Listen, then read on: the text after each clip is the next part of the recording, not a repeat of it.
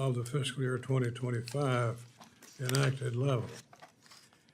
Importantly, the bill makes strategic investments in several agencies while appropriately reducing others.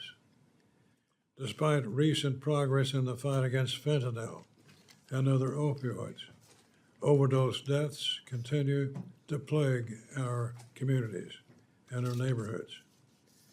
As a result, this bill continues to ensure the DEA within the Department of Justice receives the funding it needs to combat illicit drug use and drug trafficking. Additionally, the Bureau of Prisons is also funded at a level that will continue to reform and enhance the nation's prison system. Moreover, the fiscal year 2026 bill strongly supports the men and women in blue that protect our families and neighborhoods by increasing funding for state and local law enforcement.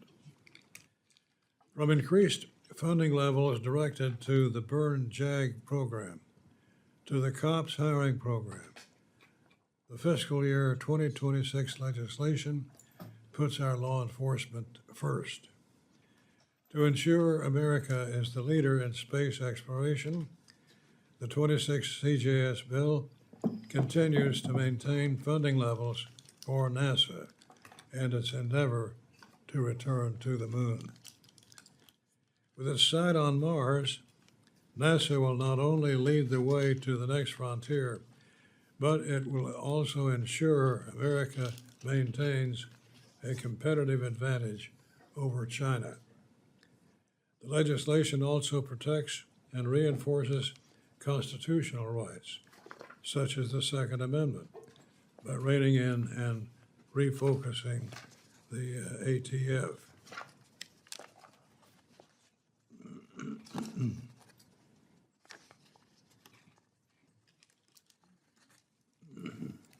It don't work.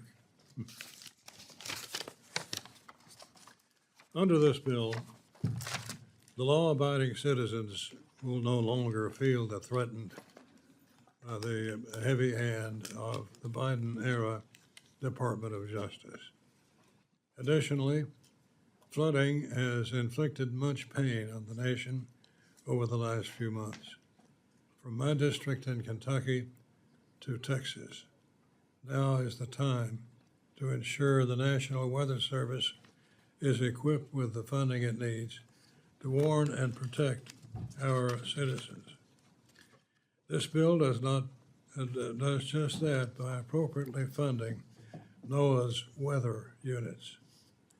Overall, the provisions and funding levels in the fiscal year 26 bill will protect our children, our families, our neighborhoods, and our country.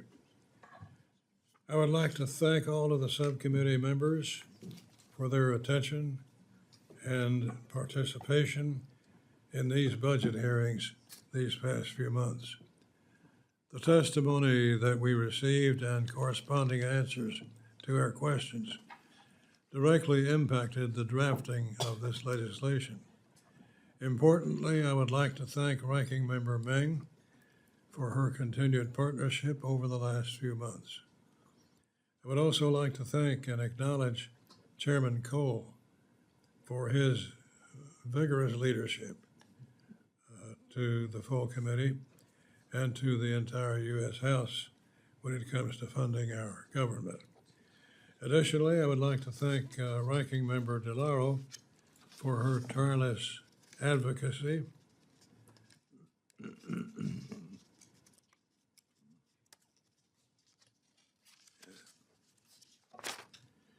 And lastly, let me thank both the majority and minority staff for assisting with the development and production of this year's bill.